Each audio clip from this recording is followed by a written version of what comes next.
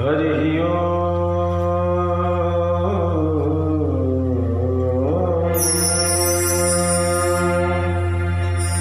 शांति शांति शांति।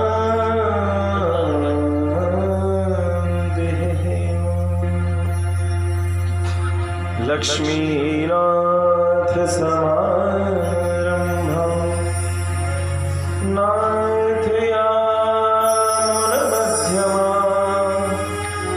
अस्मदाचार्यपर्यन्तां वन्दे गुरुपरम्पराम्।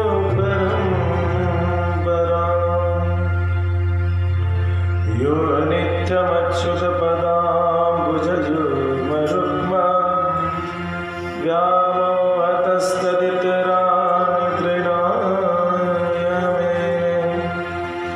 अस्मद्गुरोर्भगवतोऽस्य दयैकसिन्धो रामानुजस्य चरणौ शरणं प्रपद्ये। श्रीवेङ्कटेश चरणाम्बुजराजहंसं श्रीवान् शैलमुनिवर्यपदाब्जभृङ्गं श्रीशालकागुरुवर्यतनोरत्नं श्रीकेशवरपदपङ्कजमाश्रयामि। अखण्डमण्डलाकारं व्याप्तं येन चराचरं तत्पदं दर्शितुं येन तस्मै श्रीगुरवे नमः। कृष्णो रक्षतु नो जगद्गुरुः कृष्णाय तस्मै नमः। कृष्णो रक्षतु नो जगद्गुरुः कृष्णाय तस्मै नमः। कृष्णादेव समुत्थितं जगदं कृष्णस्य दासोऽस्म्यहं। कृष्णे तिष्ठति विश्वमेतदखिलं ओ कृष्ण संरक्ष माम्। रामो राजमणि सदा विजयते रामं रमेशं भजे। रामेण वेदानिशाचरचमो रामाय तस्मै नमः। रामात्रस्यति कालभीमभुजगो रामस्य सर्वं वशे। रामे भक्तिरखण्डितो भवतु मे राम त्वमेव शरणं। कृष्णाय वासुदेवाय हरे परमात्मने प्रणतक्लेशनाशाय गोविन्दाय नमो नमः। कि राधे मेरी स्वामिनी मैं राधे जुगदास। जन्म जन्म मोहि दियो वृंदावन गोवास। कि राधा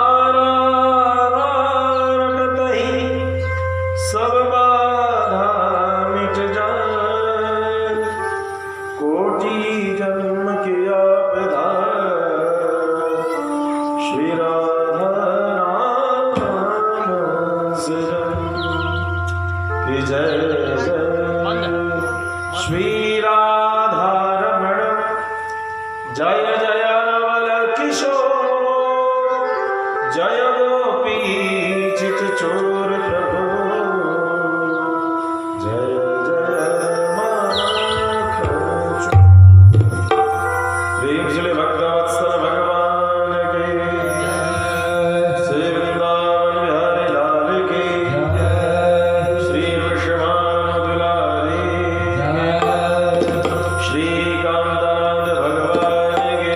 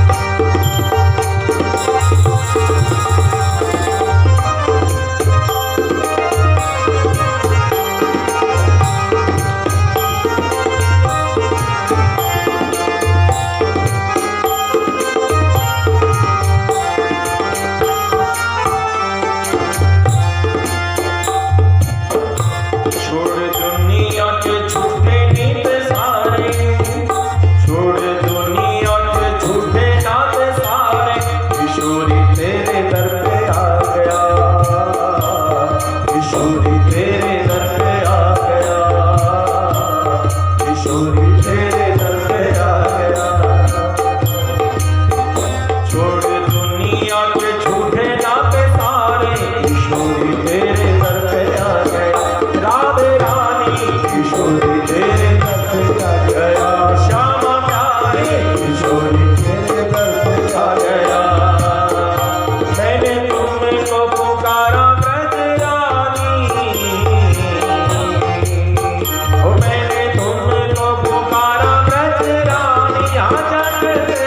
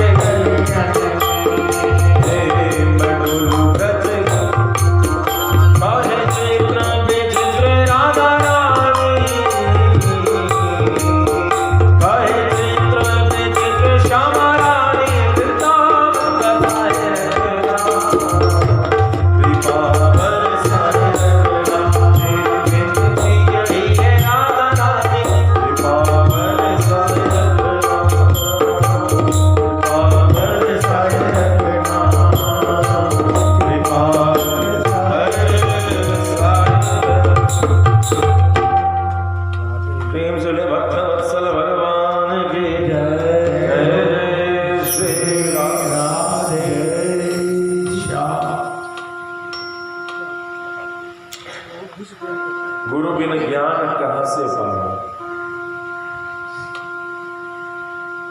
छोटी छोटी विद्या में भी यदि योग्य कुशल गुरु के आश्रित न हो तो सारा आपका श्रम सदैव व्यर्थ ही होता चला जाता है।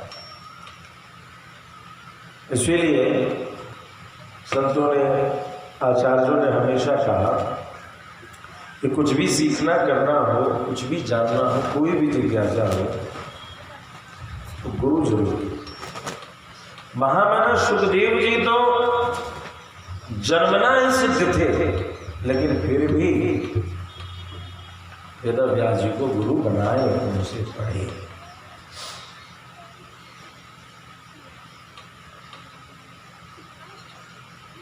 गुरुनिष्ठ होना बहुत जरूरी है। यदि आप गुरुनिष्ठ नहीं है, गुरु सेवा रत नहीं है, तो सबसे जानिए कुछ मास नहीं, कुछ वर्ष नहीं, जीवन भर की साधना भी व्यर्थ हो जाती है। एक बार कहते हैं ना प्रसंग है कि नारद जी जा रहे थे, पीछे से माटी खोड़ा जा रहा था। तो क्या बात है कि गुरु नहीं बना। गुरु की महत्ता संपूर्ण लोकों में, इसलिए गुरुनिष्ठ होना, गुरु के आश्रित होना हर विधा के लिए बहुत आवश्यक है। दुनिया बहुत जल्दी कह देती है कि आप कुशल हैं, लेकिन गुरु बहुत देर से कहता है कि कुशल, बहुत देर से। देवी भागवत में तो यहां तक आया कि पढ़ाने से पहले महामुनि सुखदेव जी को भेज दिया व्यास गुफा से, जाओ कहाँ, मिथिला जाओ, राजा जनक के यहाँ परीक्षा दो, तब शिक्षा दीक्षा करते। किसी भी विधा, किसी भी ज्ञान के लिए गुरु चरणाश्रित होना बहुत जरूरी है, यदि आप कुछ भी करना चाहते हैं। अध्यात्म जगत में भी, सांसारिक जगत में भी, इहलोके परलोके दोनों लोक में गुरु उद्धार करता है। जितने भी बड़े बड़े कहानियां हैं वो गुरु शिष्य संवाद के बीच प्रारंभ है। यहां तक कि समय पड़ने पर शिव ने डमरू बजा दिया तो 14 महेश्वर सूत्र बन गए, जिससे कि वर्णमाला का निर्माण हो गया।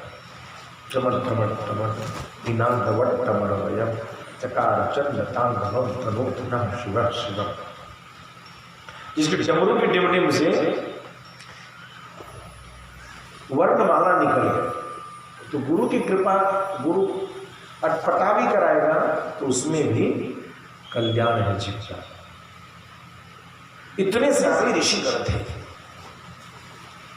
और सभी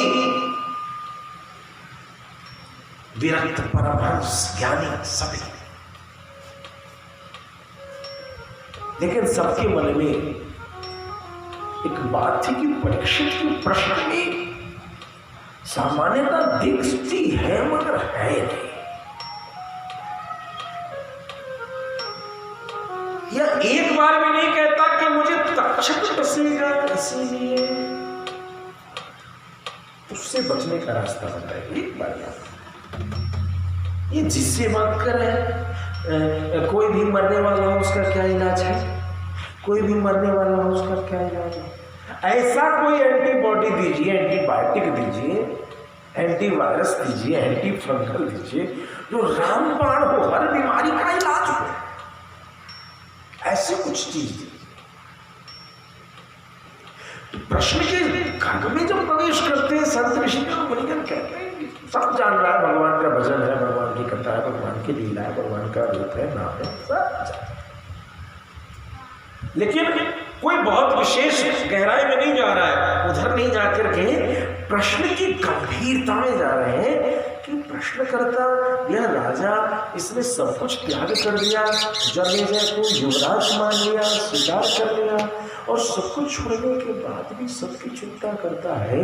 तो जिसने संपूर्ण संपत्ति का त्याग एक शरीर में, जैसे कोई रोआ टूट जाए, कोई मल हो, उस तरीके से कर दिया, और इतनी जल्दी जिसकी भाव में परिवर्तन हो जाए कि परमहंसों के तरीके से सकल जगत की चिंता करता है, जो इतने क्षण में ऐसा परिवर्तित हो गया, इसको समझाना किसी सामान्य आचार्य के बस की बात है।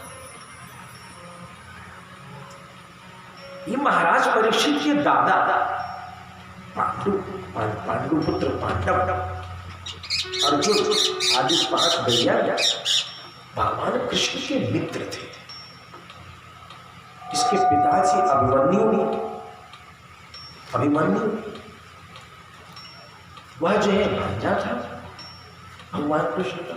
और इसके भी जन्म के समय सुनते हैं भगवान कृष्ण ने ऐसी कृपा करके रखा। देखो तो चमत्कार, सर्व संपत्ति छोड़ने के बाद जैसे कभी कभी एक प्रथा है कि जब कभी देखो कहीं किसी जगह से हम लोग जाते हैं तो जो द्वार पे छोड़ने आता है वह तब तक दिखता है जब तक कि आप मोड़ से ऐसे गायब न हो जाए। दिखाई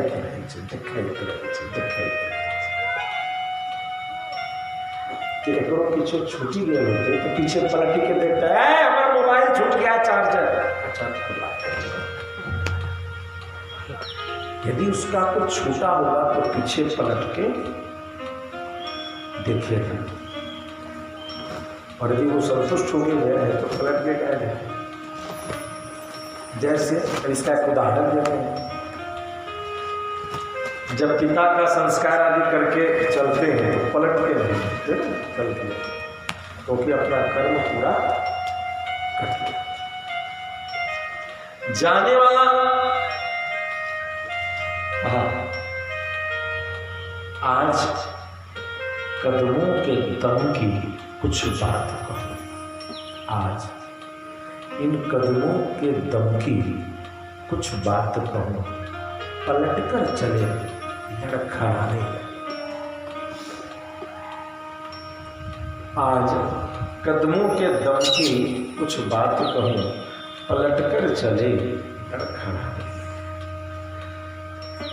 लेकिन यह सिर्फ कृष्ण के दरबार में होनी चाहिए। जब हम यहां से जाएं तो लड़खड़ा नहीं, लड़खड़ा नहीं, जाना है इधर लेकिन चित्त इधर ले जा रहा है तो पैर निर्णय नहीं ले पा रहा क्योंकि इधर चल, इधर चले किधर चले। जब हम जाएं वो नैया चप्पू मारने हैं, लंगर हटाओ, उस पार से जुड़े मत रहो, उस पार से उधर देखो ना, इधर देखोगे तो नैया इधर ही किनारे चली जाएगी, जाना उस पार। माझी रे जाना है मोहे उस पार, माझी रे जाना है मोहे उस पार, उस पार जाना है।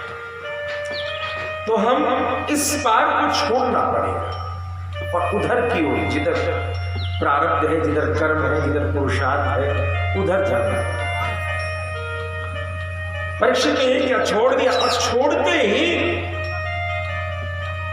जो भगवान कृष्ण के द्वारा सुरक्षित था, अद्भुत चमत्कार, जो कृष्ण के द्वारा सुरक्षित है, जिसने अपने जीवन का संपूर्ण केंद्र बिंदु ही कृष्ण को मान रखा है, प्रेमियों सज्जनों, उसके जीवन का एक उदाहरण है महाराज परीक्षित कि छोड़ा, संसार को त्याग किया, रोए के समान, सिर्फ त्याग करने से नहीं, ऐसा परिवर्तन दिखा कि सारे परमहंस भी हतप्रभ।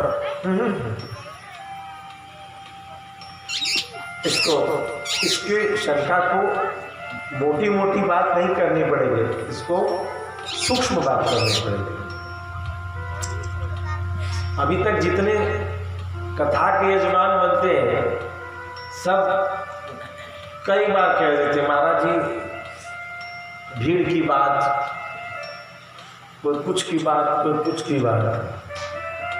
धन्य है माता जी कि हमरा जब से बतियाई थे, माता ढीला देगा देगा हमरो करे थे, उस वहाँ के कहिए एक वो बतवे बोलती है कथा के अंदर, हमको वहाँ का कथा सुन।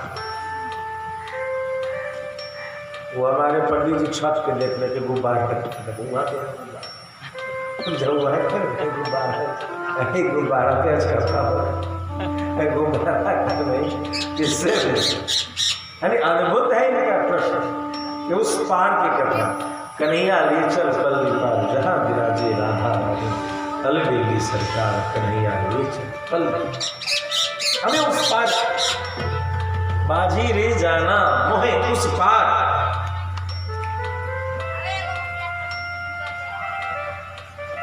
हमें उस पार सतकी नाव रखेवतिया सत्य मेरा ये नाव नदी रवटिया माझी इस पार उस पार सब संत ने कहीं कहीं कलम इस पर चलाया। सब बात कर रहे थे लेकिन कोई भी परीक्षित कर, मैं बता रहा हूं कि महामना सुखदेव जी का प्रेम से बोले सुखदेव भगवान की जय। और क्या बात है सर, मस्त है गान। घुंघराले बाल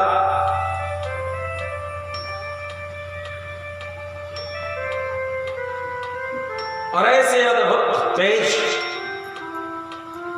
कि उनके समक्ष उनके पिता व्यास जी और बड़े बड़े विचारधारी खड़े हो गए, स्थान दिया गया और उनसे पूछा गया, बैठाया गया। और परीक्षित जी उनसे पूछते हैं कि मनुष्य को क्या करना चाहिए, क्या जपना चाहिए, क्या भजन करना चाहिए। हमारा सुखदेव जी ने विचारा वो ये प्रश्न पूछता, तो प्रश्न 6 थे। प्रश्न जो कल हम लोगों ने सुना, प्रश्न 6 थे। अब अद्भुत बात दिखती है, सुखदेव जी जब बोलना शुरू करते हैं तो प्रश्न एक मचल लगा। क्या लगाएंगे? 6 प्रश्न थे। ये बोलते यानी पूछने वाला 6 तरीके से पूछा, क्या जपेंगे, क्या स्मरण करेंगे, किसका भजन करेंगे, किसका सेवन करेंगे, क्या त्याग करेंगे, क्या क्या क्या बहुत सारी 6 प्रश्न। लेकिन प्रश्नकर्ता विस्तार से पूछे। शिष्य कभी भी आचार्य से कोई बात करे तो विस्तार से पूछे। आजकल गुरुए जी को घुसना पड़ता है उसके पीछे, अरे बोलो नहीं समस्या है कि ना बोल दिए हमारा समस्या बुर्बक हो जाएगा। शिष्य का काम है खुल के बोलो, हमको ये है ये सारे सब आनंद आता है ठाकुर जी के द्वारा। पूरे 6 प्रश्न पूछे। लेकिन महामना सुखदेव जी ने देखा कि ये तो बात बोला है कि कम देर में बोलेंगे, जल्दी में बोलेंगे, लेकिन ये ज्यादा देर लगा दे तो 6 बात पूछ लिया। बात तो इसको एक ही पूछना था। इसका सारे प्रश्न का सार तत्व एक है और प्यारे 6 प्रश्न का नहीं, सारे संसार के समस्त प्रश्नों का उत्तर भी यदि महामना सुखदेव जी को देना पड़े तो कहे 21 प्रश्न, ये तो 6 है। हर प्रश्न का उत्तर कृष्ण है, हर प्रश्न का उत्तर कृष्ण है, हर प्रश्न का उत्तर कृष्ण। यहाँ पे 6 ही पूछा, इसलिए बड़ी अद्भुत रहस्य है कि वरियारे प्रश्न कृतो लोकहितो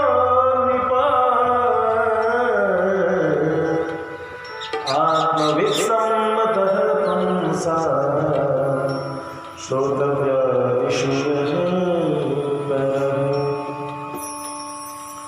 देखिए कितना सुंदर बात है। ये प्रश्न पहले तो उनसे एक ही प्रश्न पूछा, इसका मतलब ये हुआ कि सारी शंकाओं का, सारे प्रश्नों का उत्तर एक कृष्ण आगे कहते हैं कृतो लोकहितो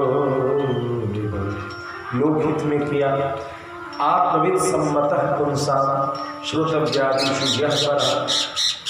जो अच्छे अच्छे आत्मविद्ता पुरुषों के बीच में जो सुनने वाली समस्त रहस्यों में जो सबसे श्रेष्ठ है वह यही है। अब देखिए ये प्रश्न क्या है कि कोई विषाद है, कोई समस्या है, इसका उत्तर श्री रामचरितमानस में हनुमंत लाल जी महाराज ने क्या दिया कि कह हनुमंत विपति प्रभु सोई,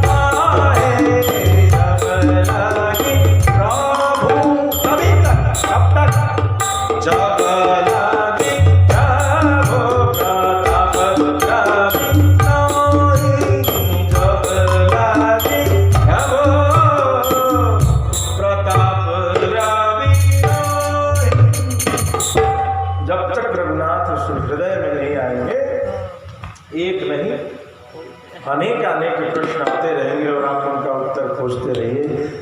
इसलिए समस्त प्रश्नों के उत्तर के लिए सप्तकोट्यो महामंत्र, अलग अलग मंत्र हैं 7 करोड़। सप्तकोट्यो सारस्वत तंत्र, तंत्र विधान में कहता है, तंत्र विधान बिच्छी के मंत्र अलग, सांप के मंत्र अलग, गिरगिट के मंत्र अलग, कुकुर के मंत्र अलग, बानर काटे तो उनका मंत्र अलग, सबके मंत्र अलग। लेकिन जब सीताराम नाम सिद्ध हो जाते हैं, जब जीव सीताराम मैं बन जाता है, एक कल मंत्रवा से सब उसको 20 को मंत्र सिद्ध नहीं करना पड़ता। एक भरोसा, एक बल करो, एक विश्वास। इस प्रकार से जीव जो है प्रश्न कितने उठा रहे, उत्तर एक ही। दारिद्र दुख ज्वर दाहिताना माया पिशाची परिमर्दिताना। दरिद्रता का दुख हो तो श्रीमद् भागवत सुनो। देखिए, तो अब आप लोग कहेंगे कि महाराज जी तो गरीबहा की कथा हो जाए, कोई गरीब है उसकी कथा, तो भैया उसको कथा नहीं सुननी, उसको ही लाइट साउंड टेंट सब। सही बात है, भागवत भगवान को कुछ नहीं चाहिए, भागवत भगवान को तुलसी दल चाहिए, फूल चाहिए, अक्षर चाहिए, बाकी लाइट साउंड टेंट किसको चाहिए। कई भगत हम लोगों से कहते हैं, महाराज 10,000 रुपया भागवत कर मिले, वृंदावन आ जा मेरे भाई, भोजन भी कराऊंगा, कथा पूरी संस्कृत के एक श्लोक बैठा के सुनाऊंगा। 10,000 तेरा 5,000 में ही हो जाएगा।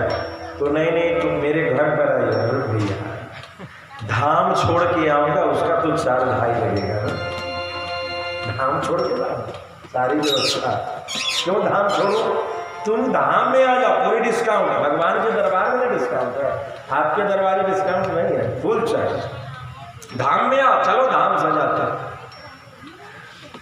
तो ये ईगो प्रॉब्लम के कारण ऐसे बहुत लोग जाते हैं धामों में, कथा सुनते हैं, जहाँ कथा होती है वहाँ बैठ के सुनते हैं। उनको कहाँ 1 रुपया कोई मांगता है कथा सुसोथा को। या तो ये है कि हम लोग नाम होने चाहिए, नाम के लिए दान लगता है, कुछ भगवान की कथा में कोई दान नहीं लगता। अस्तु भगवान की कथा में 1 रुपया नहीं लगता है, लेकिन तेरा दान तभी शुद्ध होगा, तेरा धन शुद्ध तभी होगा जब उससे तू ब्राह्मण को दान कर। ये धन की शुद्धि के लिए ब्राह्मण को दान करना आवश्यक। आप सारा चीज करते हो, साइकिल छोड़ दिया, 1-1 लाख का मोटरसाइकिल ले लिया, फैक्ट्री वाले को धन दिया, पैसे की दिक्कत नहीं हुई। जो लोग लकड़ी के पीढ़ी पर बैठ के खाए थे, वही लोग आज जो शीशा वाला टेबल पे खाते हैं, उसमें भी तुम्हें, लेकिन इन सबसे तुम्हारे धन का भोग हो रहा है, शुद्धि हो रहा है कि आरती जो 1 रुपया का जब लकड़ी के पीढ़ी पर बैठ करके कथा कराए थे, जो 1 रुपया दिए थे, आज भी आरती में आप उस समय जो 125 रुपया ब्राह्मण को देना चाहते थे, आज भी हम 125 रुपया ही 500 रुपया ही देना चाहते। तो कहीं ना कहीं आप तो इतना ही जानिए कि जैसे चंदन की लकड़ी हो, वो लकड़ी हो, चंदन की लकड़ी से कोई कील ठोकाएगा? चंदन की लकड़ी को कोई चूल्हा में जला के आग पे सेकिएगा? मूर्ख कहेगा। चंदन की लकड़ी की एक ही सदगति है कि उसे पत्थर पे घिसा जाए। अब पत्थर पे घिस के मोरी में बहा दीजिएगा तो होगा? उसकी एक ही गति है कि उसको भगवान के माथे पर लगाया जाए, और भगवान के माथे पर लगा के जो बचे उसको सबके माथे पर। अब उसके बाद जो करेंगे भाई चंदन प्रसाद हो जाएगा, मेकअप तो करेगा ही करेगा, साथ में और भी कुछ करेगा, लेकिन आग में लगा दीजिए, कुछ ऐसा पटांग कर दीजिए तो ठीक उसी प्रकार से धन की गति उत्तम यही है कि जब आप उस धन को दें, हाँ सोचना ये होता है कि ऐसे ब्राह्मणों को दें जो ब्राह्मण वेद भगवान की सेवा कर रहे हो। ऐसे ब्राह्मणों को खोज करके, अब वो करता हो पूरा जमींदारी कॉन्ट्रैक्टर का काम करता हो, बहुत बड़ा ठेकेदार हो, ब्राह्मण भोजन में उसको बैठाइएगा तो वो तो जो है सो चमड़ा का बेल्टे पहन के ना भोजन करेगा। एक बार यजुआर है, बहुत बड़ा गांव, आप लोग जिधर के हैं मधुबनी के से बगल में दरभंगा, मुजफ्फरपुर, सीतामढ़ी, तीनों के बेल्ट में बीचे में गाँव। यही रामनवमी में 2 साल वहाँ कथा करने का अवसर मिला। तो वहाँ एक बार किसी छोटे से बच्चे को उठा करके, और उस जगह ऐसा लगा किसी छोटे से ब्राह्मण को हटा के कोई बड़ा उम्रदराज ब्राह्मण वहाँ स्थान लेना चाहता। यानी इतना था कि बड़ा और छोटे का भाव लगा, साथ में ये कि मैं ब्राह्मण हूँ। मैंने देखा इस बात को, तब मैंने उनसे यही निवेदन किया, देखो प्रभु आपकी उम्र हो गई 80 साल और अभी आपके कमर में है जींस का पैंट, उसकी उम्र है 16 साल लेकिन वो पहना है धोती, माथे पे है तिलक, माथे में है शिखा। उसके लिए तो आप ब्राह्मण हैं, पूरे समाज के लिए तो आप ब्राह्मण हैं। प्रभु निवेदन आपसे, क्या आप अपने लिए ब्राह्मण हैं? थोड़ा आप स्वयं को अपने लिए भी ब्राह्मण समझते हैं क्या? क्या मतलब ये कि शायद यदि मेरी धृष्टता न हो तो मैं अपने बगल में आसन पे आपको बैठ के एक वाला टुकड़ा लेने न दूं, पैंट पहन करके मेरे बगल में पंगा पे बैठो, गौगे की ब्राह्मण है।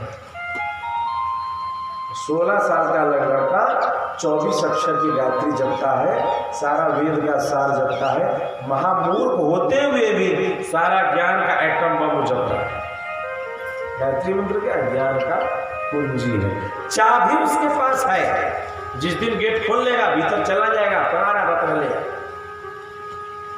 तो दान की शुद्धि के, धन की शुद्धि के लिए ही दान की प्राथमिकता है। ये कथा, ये व्यवस्था दान के लिए, भागवत के लिए नहीं। भागवत तो हम सुन रहा है, बहुत लोग सुन रहा है। अजंकित को कहे कि सबको गूगल पे जियो नंबर मेरा दे देना, प्रेम से भक्तवत्सल भगवान जय। कृतो लोक हितो निभा श्रोतव्यादिषु यः परः। सुनने में जो सबसे श्रेष्ठ, ये सुनना क्या है? सुनना नवदा भक्ति की सबसे प्रथम भक्ति। इसलिए श्रोतव्य आदि, सुनना आदि लेकर के नवधा भक्ति एक साथ रहेगा। नवधा भक्ति में जो श्रेष्ठ, श्रवणम कीर्तनम विष्णु स्मरणम पाद सेवनम अर्चनम वंदनम दासम सख्यमात्म निवेदनम। सख्यम श्रवणम कीर्तनम विष्णु स्मरणम पाद सेवनम।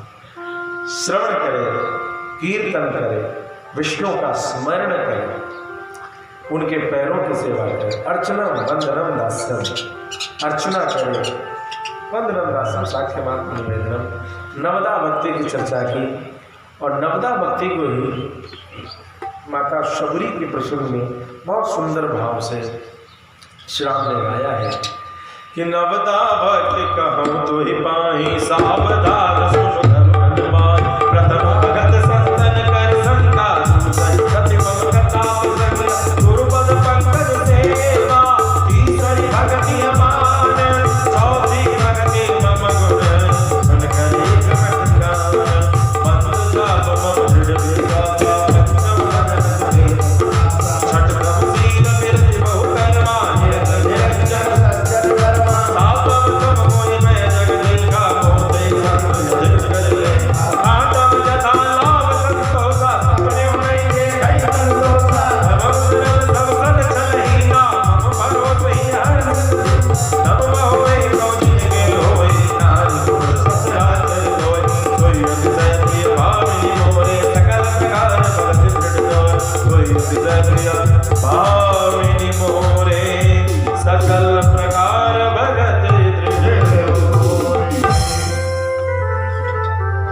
गोस्वामी तुलसीदास जी के साहित्य में कहते हैं नवधा भक्ति कि प्रथम भक्ति संतन के संग संतों की संगति प्रथम भक्ति है। दूसरी भक्ति जो है भगवान की कथा में प्रेम, गुरु चरण की सेवा तीसरी भक्ति, और मेरे गुण को गाते हुए कपट को छोड़ के, कपट तजिगा, कपट झूठ साथ छोड़ के जो मेरे गुण को गायन किया जाए, यानी व्यासपीठ झूठ साथ में न लगाया। प्रेम जिले भक्त जो कथा कर रहे हैं और जो कीर्तन कर रहे हैं है ना, गान वही ना जी, ओकरो निकाय उनका सबके लिए ऑर्डर चल।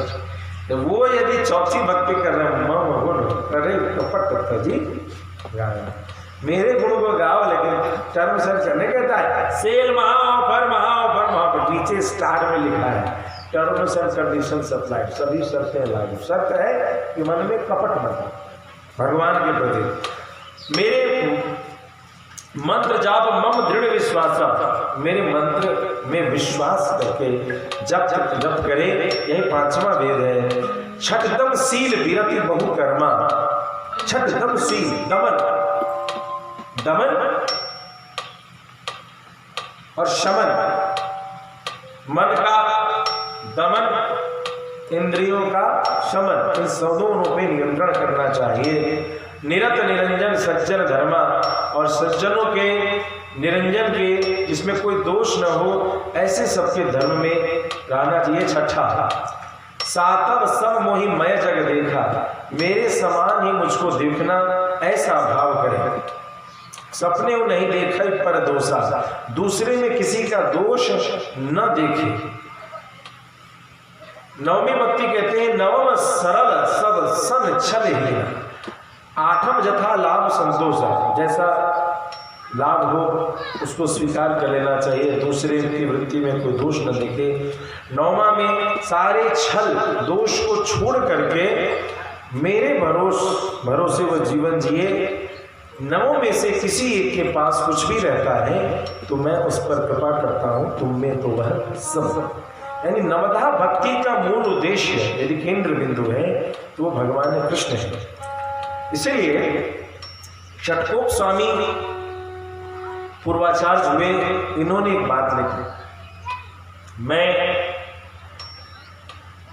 सोचूं तो कृष्ण, मैं चलूं तो कृष्ण, मैं हंसूं तो कृष्ण, मैं रोऊं तो कृष्ण, मैं सुमिरूं तो कृष्ण, मैं गाऊं तो कृष्ण, मैं श्वास लूं तो कृष्ण, मैं खाऊं तो कृष्ण, मैं पान चबाऊं तो कृष्ण।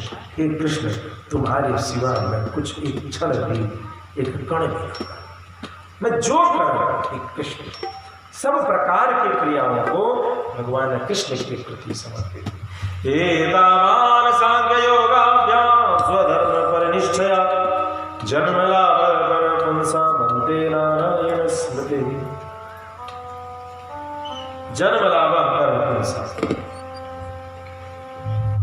अंते नारायण स्मृति, अंत में भगवान नारायण का स्मरण हो जाना, यही जन्म का लाभ है। इस संसार में, इस संसार से उस पार जाने के लिए जो बातें हैं, समस्त विधान है, इन सब को हम करते रहते हैं, लेकिन भगवत सुमिरन नहीं होता, मन में भगवान का भाव नहीं आता, यह बड़ी चिंता का विषय है। इसीलिए कहते हैं कि कोशिश करनी चाहिए, चेष्टा करनी चाहिए कि भगवान श्रीमन नारायण का स्मरण बना है। यह श्रीमद् भागवत की कथा मैंने अपने पिता द्वैपायन वेद व्यास से पढ़ी है, और इसके बाद इन्होंने कहा कि हे परीक्षित, तुमने जो पूछा क्या करना चाहिए, अब मैं तुम्हें थोड़ा विस्तार से बताता हूँ। यदि किसी को पता चल जाए कि उसकी मृत्यु है तो वह क्या करे, पवित्र स्थान पर चला जाए और पवित्र स्थान पर जाकर के जल आदि में, नदी आदि में स्नान करें, स्नान करके कुशा आदि में, कुशा आदि के आसन पर बैठ जाए, ओंकार का ध्यान करें, ध्यान करके अपने मन को प्राणायाम के माध्यम से चित्त करें।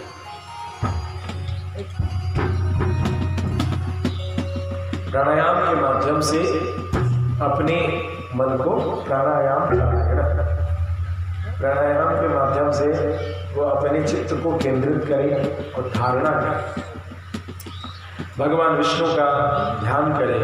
ध्यान में जो हम लोगों ने कल के प्रवचन में सुना कि किस प्रकार से भगवान के रोम रोम में सकल ब्रह्मांड है, सारी सृष्टि है, इस प्रकार का ध्यान करें। इस प्रकार का ध्यान करता हुआ वह इस संसार का त्याग करे। मनुष्य को इधर उधर अपने भ्रमण को नहीं ले जाना चाहिए। कहते हैं कि इस प्रकार से विरक्त भाव हो करके, विरक्त भाव की प्राप्ति सारे संसार से अपने विचारों को हटा करके मात्र भगवान के शरीर में सकल ब्रह्मांड का ध्यान करता हुआ वह ध्यान करे और भगवान के सुंदर स्वरूप पर अपने मन को आकर्षित करे, केंद्रित करे। आइए भगवान की सुंदर झांकी गाने की कोशिश करें।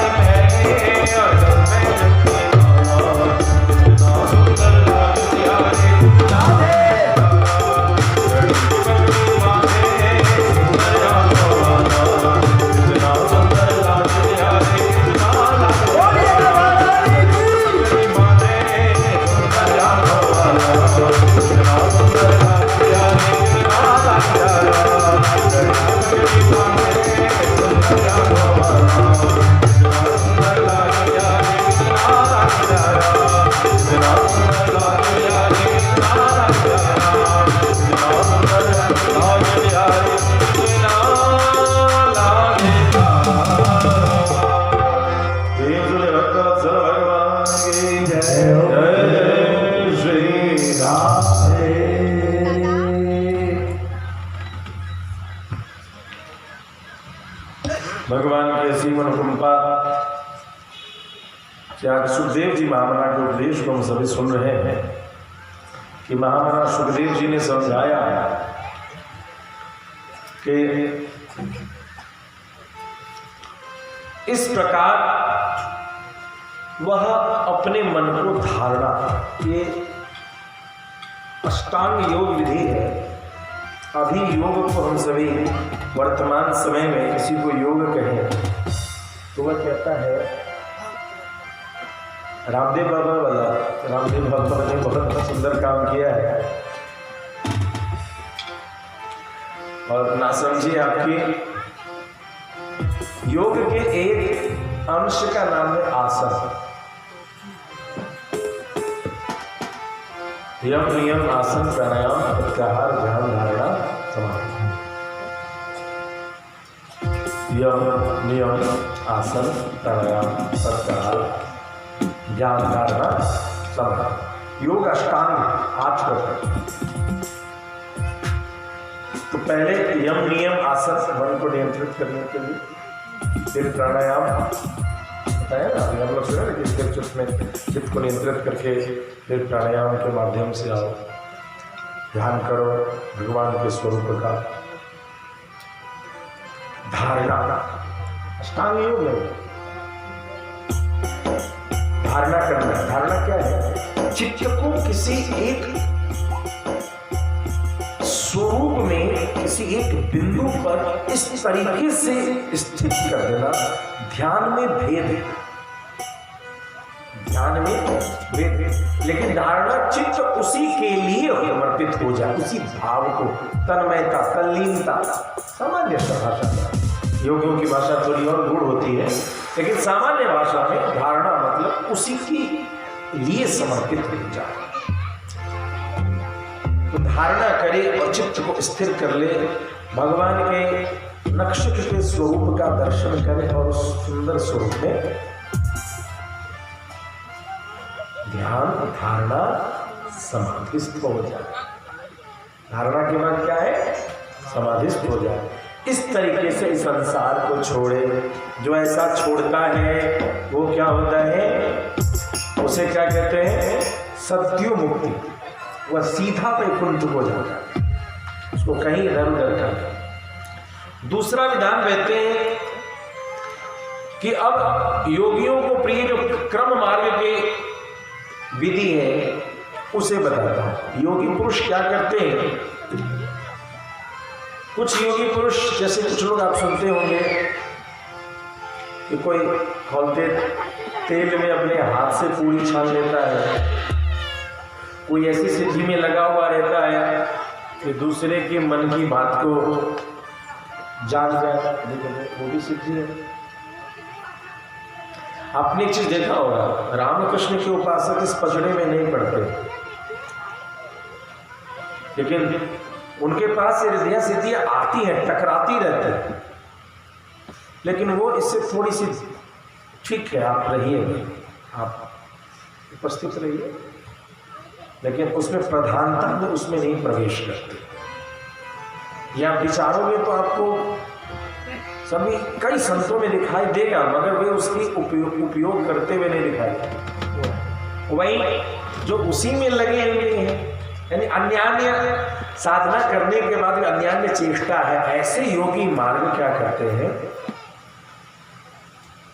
जैसे सुखासन होता है, आप लोग जो पालथी मार के बैठे हैं इसको सुखासन कहते हैं।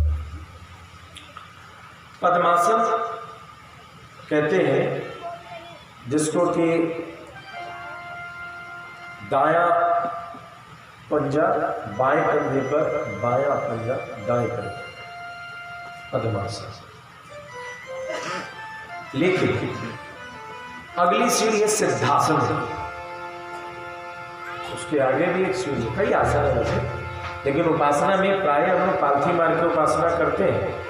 फिर अर्धपद्मासन, पद्मासन और सिद्धासन अत्यंत ही क्लिष्ट होता है। सिद्धासन उनके लिए है, सिद्धासन किनके लिए है?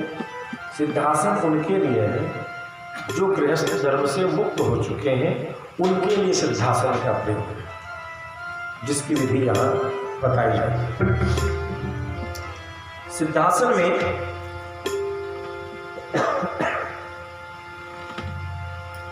अपने एड़ी को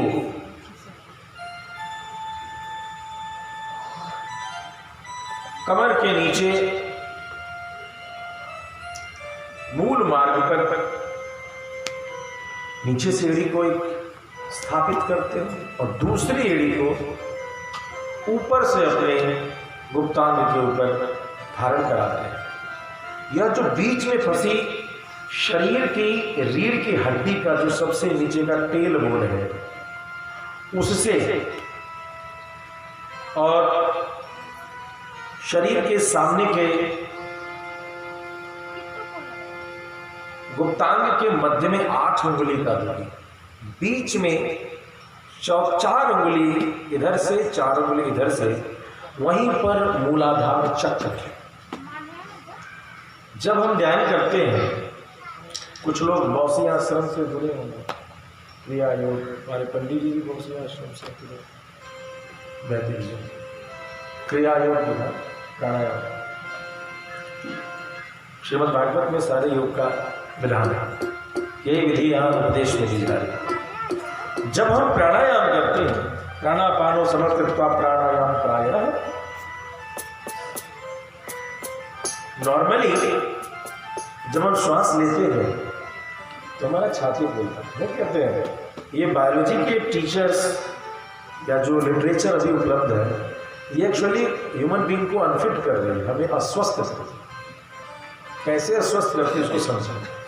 उसमें एक मिसकॉन्सेप्ट जिसको अभी भी डॉक्टर्स प्रैक्टिकली मान रहे हैं, लेकिन अभी भी किताब में लिखने का उनका साहस नहीं हो रहा, क्योंकि इसमें भी अंग्रेजों की गुलामी है। इसमें भी वो उनकी बात प्रैक्टिकली हमारी बात मान रहे हैं, लेकिन उनकी बात कहने का सामर्थ्य हमारी भारतीय शिक्षा पद्धति को नहीं है। ये बात अच्छी है, वो बात है। जैसे कोई बच्चा सोता हो, नवजात शिशु, आप उसको सोते हुए देखिए, उसका पेट फूलता है छाती में, लेकिन ये 4-5वां पढ़ा देते हैं, उस बच्चे ने शायद पढ़ लिया होगा लाल टी शर्ट वाले ने, कि जब श्वास लेते हैं तो छाती फूलता है, Correct? You breathe in, chest expands. You breathe out, chest contracts. Actually, abdominal portion. अब श्वास की गति क्या हुई? ऊपर ही रही, फेफड़ा के पूर्वार्ध में, फेफड़ा के उत्तरार्ध में। प्राणायाम की पहली स्थिति में या जो नेचुरल ब्रीदिंग है उसमें हम सभी मात्र गलत अभ्यास के कारण सिर्फ छाती को फुलाव सिकुड़ा है। जब हम प्राणायाम, जैसे जो संगीतकार में भी जो आला लेते हैं उनको एक चीज कही जाती है, नाभि से श्वास लो, नाभि से श्वास लो, नाभि से आवाज निकालो। नाभि से कहते नाभि, नाभि, ये नाभि से आवाज कैसे? नाभि में श्वास जाएगा तब ना नाभि से आवाज निकलेगी। मतलब क्या है कि जब उनका श्वसन प्रश्वसन से इतना हवा भरते हैं कि वह नीचे फेफड़ा में जाता है, तब नीचे का फेफड़ा का हिस्सा चौड़ा होगा। और जब नीचे का भी हिस्सा, ये आधा हिस्सा जब भर जाए तब उसके नीचे चोट पे ध्यान दीजिएगा। जिंदगी भर साधना के रूप में संगीत को जानने वाले उस नाभि की ध्वनि को खोज रहे होते हैं। उस नाभि की ध्वनि को जो संगीत को साधना भी माने हुए हैं, वो उस डेली रियाज करते हुए आपको मिलेंगे। कुछ न कुछ उनका सरगम का, अलंकार का रियाज करते हुए दिखाई देगा, उंगली रटपट रटपट करते रहते हैं। वो बुजुर्ग होने के बाद भी सारा रियाज करना नहीं छोड़ते, क्योंकि वो अभी खोज रहे हैं कि वो आवाज कहाँ से आती है। एक बार जो नीचे गोता लग जाता है तो गोता लगाया जाता है कहाँ तक, कहाँ तक, कहाँ तक।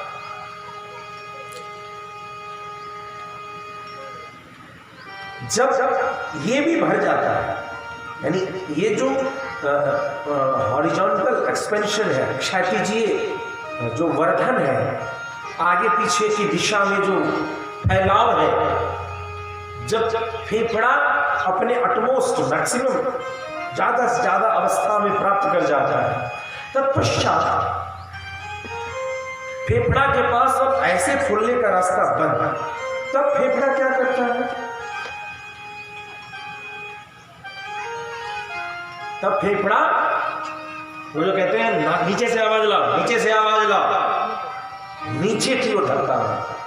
और जब फेफड़ा नीचे की ओर जिस दिन धक्का मार देता है, बस वह धक्का कहां चोट मारता है? तो फेफड़ा नीचे धक्का मारा, दोनों फेफड़ा ने जब शरीर के आंत को धक्का मारा। अब किधर मारा? धक्का।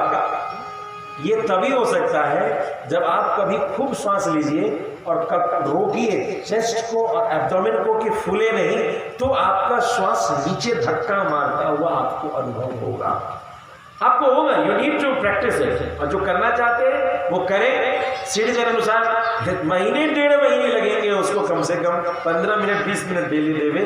प्राणायाम का खेल उसको समझ में आ जाएगा कि मात्र 1.5 महीने, ये देखो भाई ना, इधर प्रशिक्षक हो तो आप हमसे हल्का फुल्का गाइडेंस लेते हुए करते रहे। 1.25 महीने के भीतर में आपकी स्थिति ऐसे हो जाएगी कि नीचे की ओर धक्का मारे। और जब नीचे की ओर धक्का मारेगा, योर इंटेस्टिनल पार्ट जो 30 हाथ का कहते हैं हाथ है, वह टाइट होता है। जब वह टाइट होता है तो वह नीचे की ओर धक्का मारता है। जब वह नीचे की ओर धक्का मारता है तो आंतों के नीचे जो हमारे प्रजनन से संबंधित जो इंद्रियां हैं, उन भीतर की इंद्रियों को वो धक्का मारता है। गर्भाशय आदि, मूत्राशय आदि, उन सबको धक्का मारता है। और जब उसको धक्का मारता है तो वह धक्का कहाँ जाता है? जो वो रीढ़ की हड्डी का सबसे निचला भाग है, वह धीरे से ऐसे श्वास लिया तो नीचे की ओर और श्वास छोड़ा तो ऊपर। श्वास लिया तो नीचे की ओर क्योंकि धक्का मारा, और श्वास छोड़ा ऊपर की ओर। ऐसा इस गुब्बारे को फुलाते समय भी आप देख सकते हैं कि अंतिम में नीचे का वह नोक फूलता है। फेफड़ा इसी प्रकार से अस्तु, तो इसीलिए प्राणायाम के माध्यम से इसको करते हैं।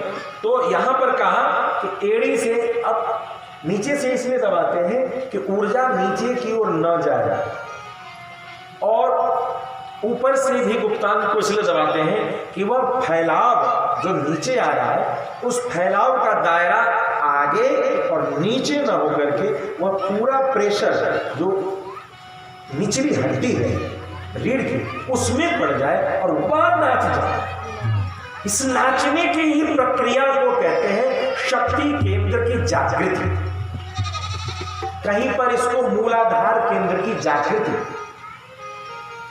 सोहम सोहम हंसा। जब आप श्वास लेते हैं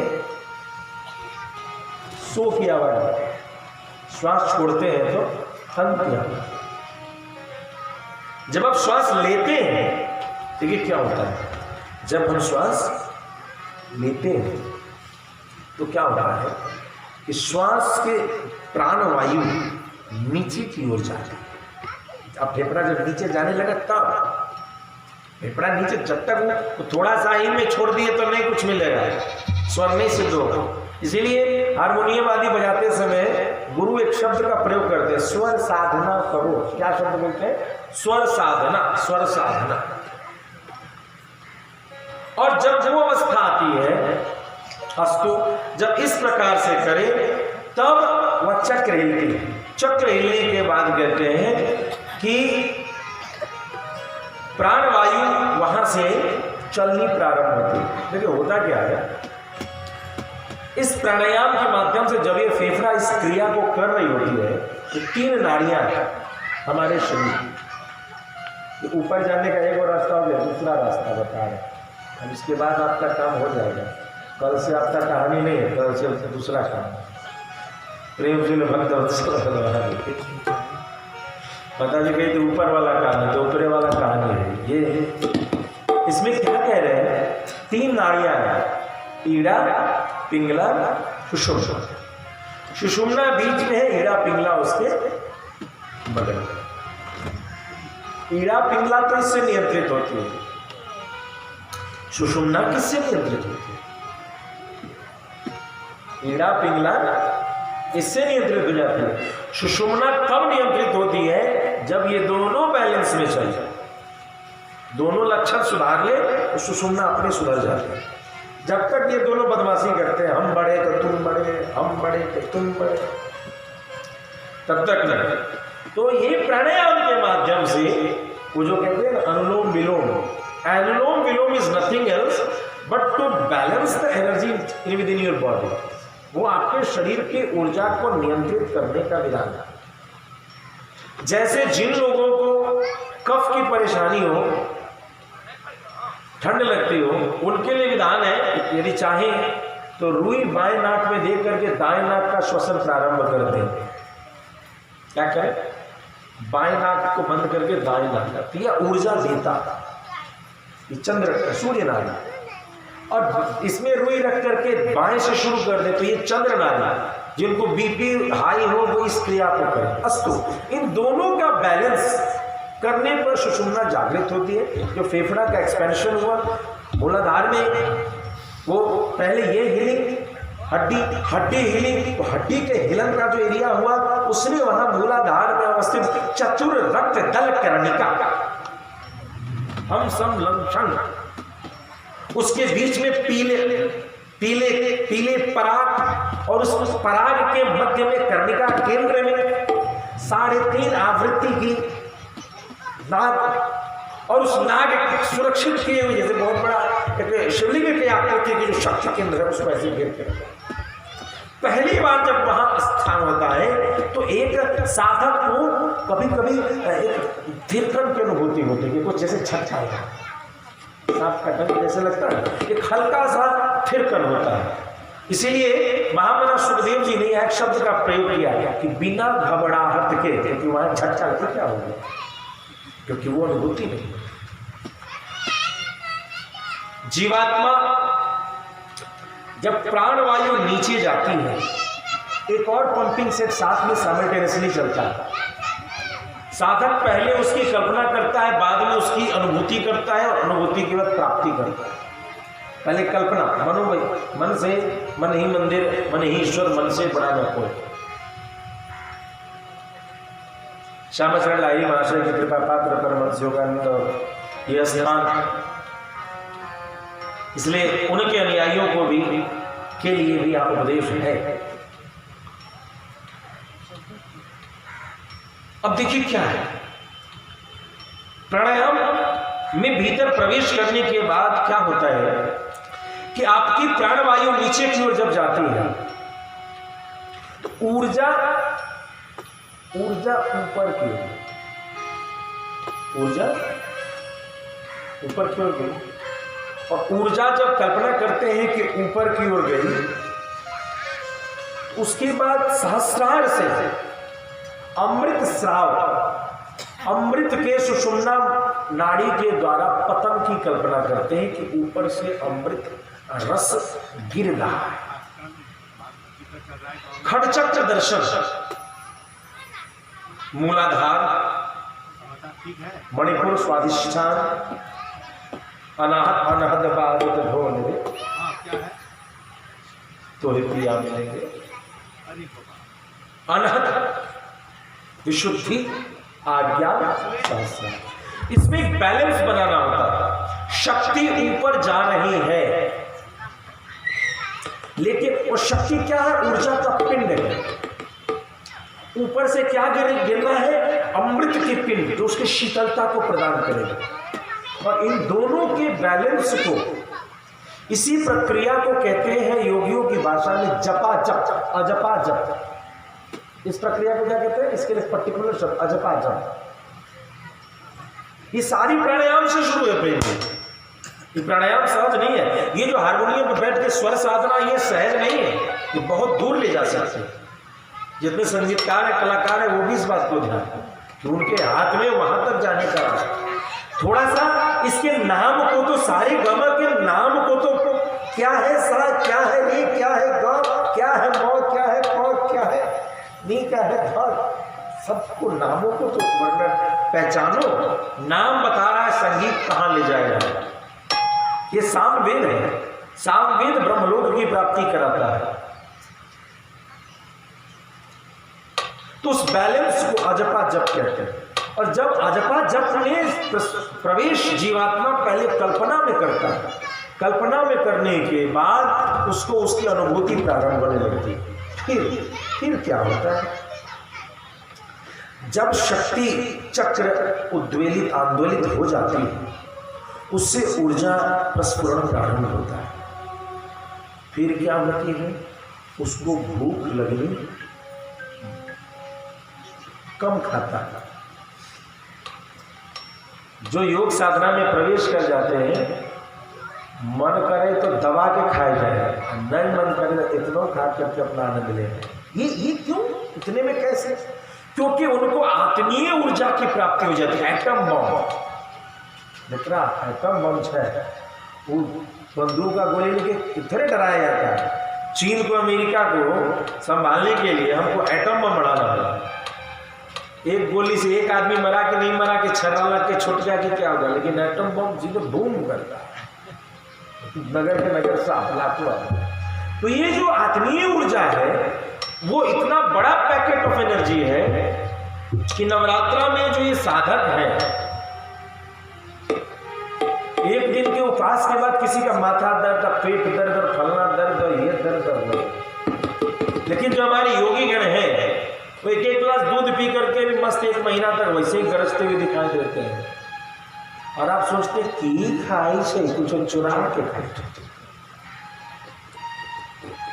कुछ जने जरे कुछ नहीं जानता है और कुछ जानने की जरूरत ही नहीं है। उसके पास वो आत्मीय शक्ति प्रवेश कर चुकी है जो थोड़े से में विस्फोट कर सकता है।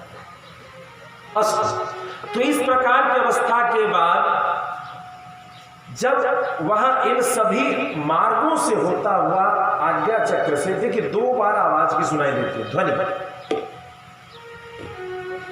ये जो संगीत के क्षेत्र में है नाभि वाली आवाज, पहली आवाज वही होती। 2 बार मनुष्य को साधना में आवाज आती है। एक शब्द जो है स्वर साधना, ये उस पहली आवाज तक पहुंचाने की कोशिश की। वह आवाज है नाभि के क्षेत्र में जब शक्ति प्रवेश करती है तो एक आवाज है घोष, और इसके पश्चात पुनः अनाहत में जब प्रवेश करती है तब घोष। 2 ध्वनि शरीर के भीतर, एक गूंज, एक विस्फोट, एक अद्भुत ध्वनि की आवाज आती है जो कोई कल्पना भी नहीं कर सकता कि आवाज कहां से। शरीर के भीतर कान को गुंजायमान लगे कि अद्भुत आकर्षक ध्वनि, उसका कारण कुछ और नहीं होता, उस आत्मीय शक्ति ने भीतर से शंखनाद कर दिया, चिंता मत करो, मैं मेरा मुझ में तुम भीतर प्रवेश करो। आत्मनि अधिष्ठित अध्यात्म, आत्मा के भीतर अधिष्ठित स्थापित हो जाना ही अध्यात्म है। धर्म तो संसार में जीने की कला, जिए कैसे कि अध्यात्म बचा रहे। बाह्य विधान को धर्म कहा, न वर्ण व्यवस्था की आवश्यकता है, न कर्म व्यवस्था की, न आश्रम व्यवस्था की, लेकिन ये व्यवस्थाएं आत्मा अपने भीतर समाहित सुगमता से हो सके मात्र उसके लिए आवश्यक है, मात्र उसके लिए आवश्यक है। क्योंकि ये सुगम व्यवस्था बाह्य जगत को नियंत्रित करने के लिए न हो तो फिर आत्मा मन में अधिष्ठित होने में कठिन दुराराध्य हो जाता है। और कई बार काल्पनिक जो ध्यान कहते हैं या काल्पनिक मोक्ष कहते हैं, जैसे ये काल्पनिक ध्यान को बताते हैं कैसे। अभी हम लोग बैठे हैं, पैर शून्य हो जाए, 1.25 साल बाद 1.5 साल बाद लगभग पिछले लॉकडाउन से अभी जो पहली बार डुमरिया में बैठे थे, लगता है सारा समुद्र मंथन यही हो रहा है। पहला दिन विष निकला, ये कमर का दर्द और ये पैर का दर्द, विचित्र स्थिति हो गई। लगा कि दर्द जोड़ का दर्द, कोरोना आ गया क्या।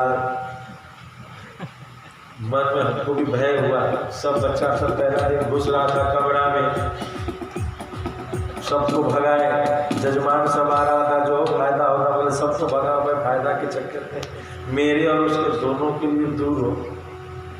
तो ये जो है, तो ये क्या होता है कि हम लोग कई बार बैठने के बाद जब उठते हैं तो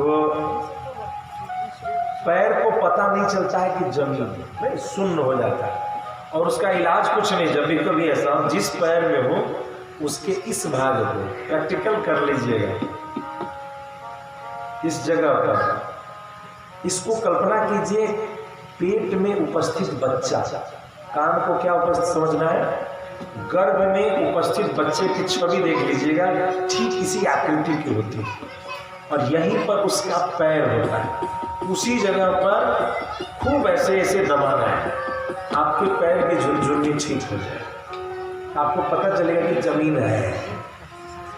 तो क्या मान ले जरा झुनझुनी हो गए, अरे हम तो परमांश हो गए, हमको पता ही नहीं चल रहा कि धरती है, धरती और आकाश में अंतर ही समाप्त हो गया। अरे आकाश में तो बीमार हो गया, थोड़ी देर में ठीक हो जाएगा। तो ये काल्पनिक मोक्ष है। कुछ देर में भूखे प्यास ऐसा टटुआओ कि शरीर नहीं हिले, तो कहो कि हठी योगी हो गया है, शरीर अब एकदम स्थिर हो गया।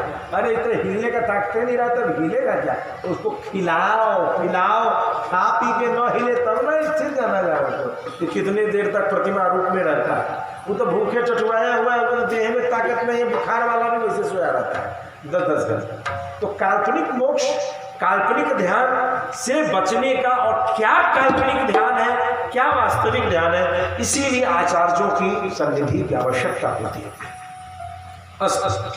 तो ऐसा करने के बाद जीवात्मा सहस्रार में प्रवेश करता है, और सहस्रार में प्रवेश करने के बाद कहते हैं वहां शिशुमार चक्र, शिशुमार नामक ज्योतिर्मय चक्र आदि से प्रवेश करता हुआ ब्रह्मलोक को प्राप्त करता है। ये अनेक मार्ग से, अग्नि के मार्ग से शिशुमार चक्र के माध्यम से ब्रह्मलोक में जाता है।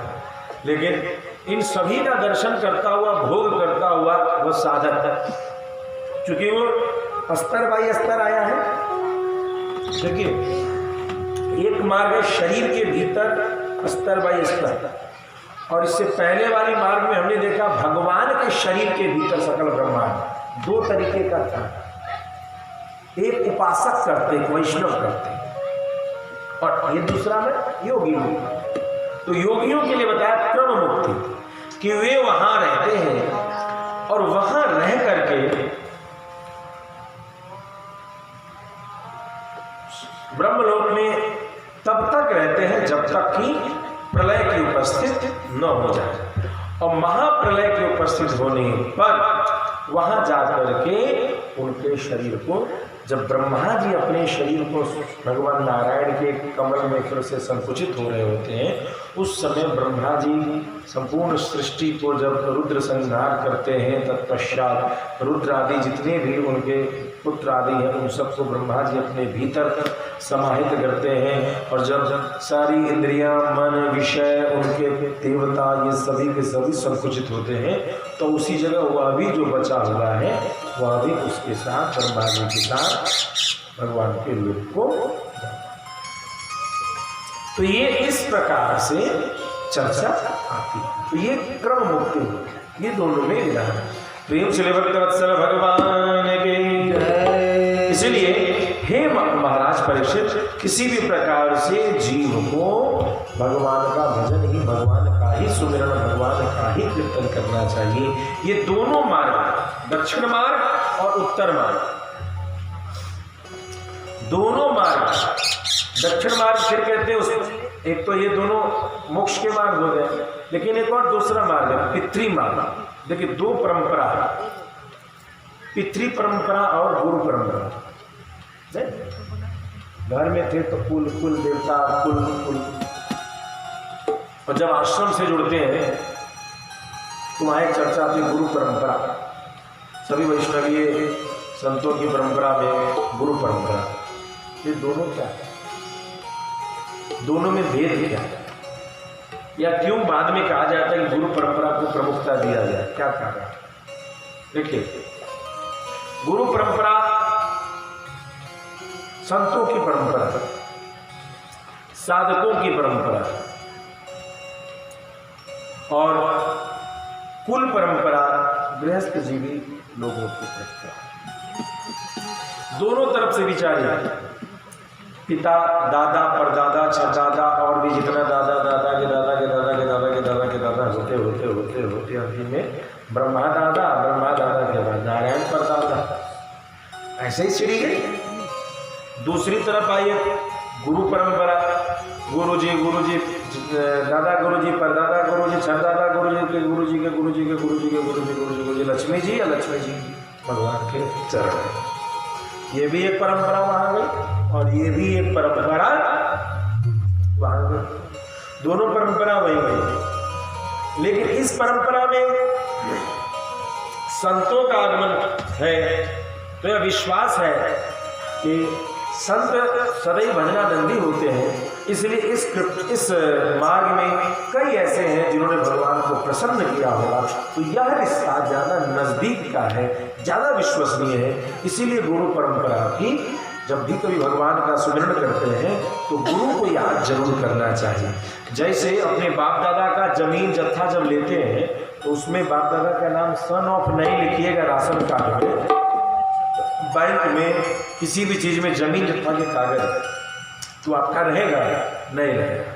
ठीक उसी प्रकार से भगवान के पास भी वही खाता में बोलना पड़ता है, अब फलना के चेला छी हमारा खेत जो हमारे गुरु जी के दिले छो वो में देखा हमारो हिस्सा है, वह भी तो खेत वहाँ जो खेत है उसमें थोड़ा मेरा भी हिस्सा है। गुरु जी हमको कहते हैं लो भी गुरु नाची चेला भाई नरक में ठेला, तो ठेला नरकों में होने की संभावना रहती है। और वैकुंठ की कौन कहे, प्रेम चलिए भक्तवत्सल भगवान।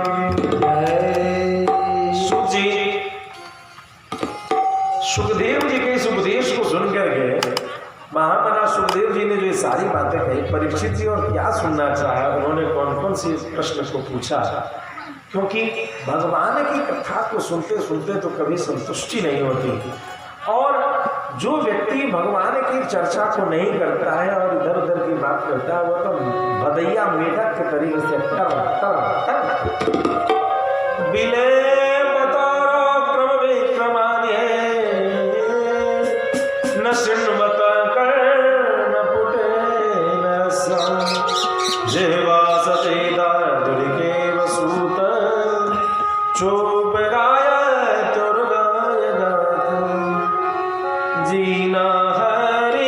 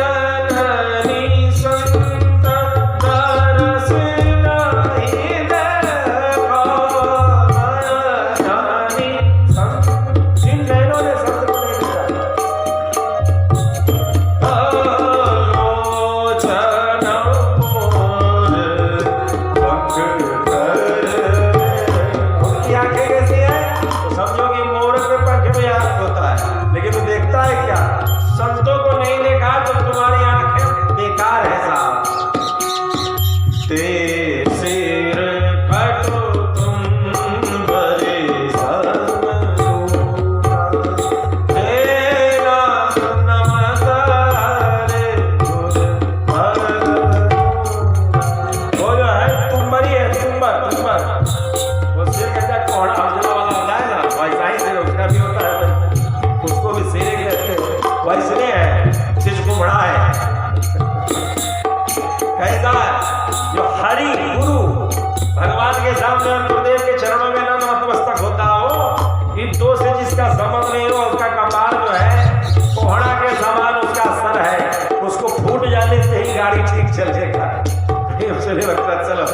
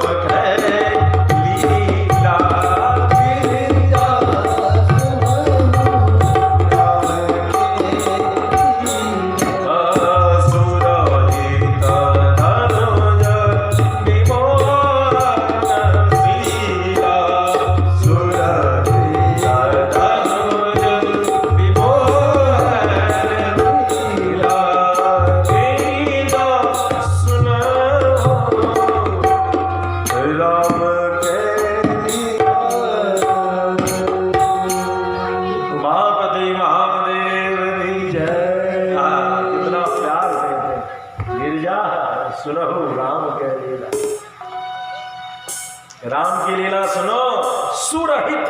ऐसी लीला क्या है जो देवताओं को हित। ये कथा अपने लिए करना मूर्खता है, कहना भी मूर्खता है और सुनाना भी मूर्खता है। महादेव कहते हैं कि जब भी कभी राम की लीला हो रही हो तो इससे मनुष्य का तो हित होता ही होता है, देवता तक का हित होता है। यदि तुम्हारे शरीर में भगवान का कोई कर्म करने का सामर्थ्य न हो, विप्र, धेनु, सूर, संत, इस चार का हित यदि करने का सामर्थ्य न हो, तुमको रास्ता न मिले, तो इस चार के लिए तुम एक कथा सुन लो। इसमें ब्राह्मण जी महाराज कथा कहने आएंगे, भोजन करेंगे, चपक के घी मालपुआ, पीछे से खाने के बाद जो व्यास जी थे हमरे जी से कहे कि देवी कथा में जो है सो भाता होता है खाना चाहिए। घरे गए तो भाटा का तेल लगा गए, कन्या सुन ली कथा में। अब हम लोग जो है 1.25 साल लॉकडाउन कैसे गुजारे सो आप समझ लीजिए, क्योंकि कथा सुनने को कोई और नहीं था। वही गिरजा सुनहु राम गए लीला, गिरजा ही थी, उन्हीं को कथा सुनाना पड़ता था। कथे में बिगड़ जाए, बीच बीच में नहीं बिगड़ जाएगा। महादेव भी एक बार कथा सुनने चले गए तो भगवती सती कौन सी लीला गए, दूसरा बार में कथा सुनी तो श्रीमती जी गई और अचानक खा पका के फिर गया। बढ़िया बढ़िया गुलका लगा जो सिखा जाता था, चोखा भरता अच्छा बनता, भरता नहीं बना जी आप ही ने कहे तो सब फेंक के गाय वाय को दे दिए। चौकी का बात है, चौका के बात में कुछ अंतर न होना चाहिए। मार जो है सो ब्राह्मण देवता भोजन करते हैं। रसगुल्ला है तो मालपुआ है तो बालूशाही है तो खीर है तो ये है तो वो है, तो ब्राह्मण देवता की सेवा है। धेनु गौ माता कलयुग में जो किसान सनातन धर्म के आचार्यों से किसी कारण से ज्ञात अज्ञात कारणों से दूर होते चले जा रहे हैं और न दूध देने वाली गाय का उपयोग न समझ करके या उनकी उपयोगिता, देखिए किसान बंधुओं से निवेदन है, आजकल मार्केटिंग का दौर है, आजकल मार्केटिंग का दौर है। मार्केटिंग के दौर का क्या मतलब है? आपको आपके वस्तु की कीमत अब आपको बतानी पड़ेगी। यदि आप अपनी वस्तु की कीमत नहीं बताएंगे तो जैसे आप चावल का कीमत बताते हैं कि 10 रुपये वाला किलो चावल, 50 रुपये किलो वाला चावल, 100 रुपये किलो वाला चावल,